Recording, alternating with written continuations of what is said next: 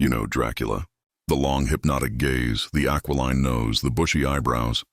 But what if I told you the character was born not in a crumbling castle in Transylvania, but in the lecture hall of a 19th century Italian doctor, the very man who tried to invent the science of crime? Today we're diving into the bizarre historical link between Cesare Lombroso, the founder of criminal anthropology, and the creation of the most terrifying creature in literature, the Lombrosian born criminal.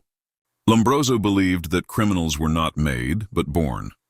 They were atavistic throwbacks, biological degenerates who were essentially savages misplaced in the modern world. They represented a reversion to a primitive ape-like state of humanity.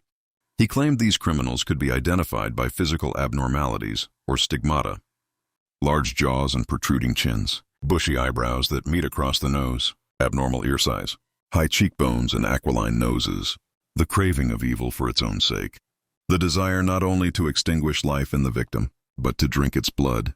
Bram Stoker's Dracula, published in 1897, appeared at the peak of Lombroso's international fame. Stoker used Lombroso's checklist to create his monster. When Jonathan Harker describes the Count, he writes of his bushy eyebrows that almost met across the nose, a direct stigmata from Lombroso's list. His aquiline nose is exactly the bird of prey look Lombroso assigned to murderers. Dracula is often described as animalistic, crawling down walls like a lizard, possessing ape-like agility. This is the embodiment of Lombroso's atavism. The villain is literally a savage from a lost, uncivilized land invading modern, civilized England, bringing crime and disease, the ultimate physical manifestation of the degenerate born criminal. The irony is stunning.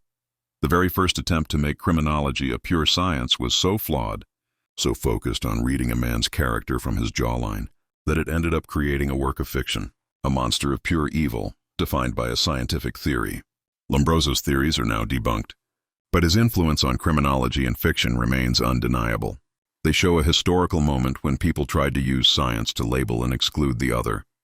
And so the next time you watch a vampire movie, remember his true origin.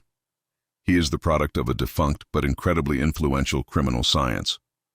This raises the question, if the born criminal is a myth, what truly makes a monster?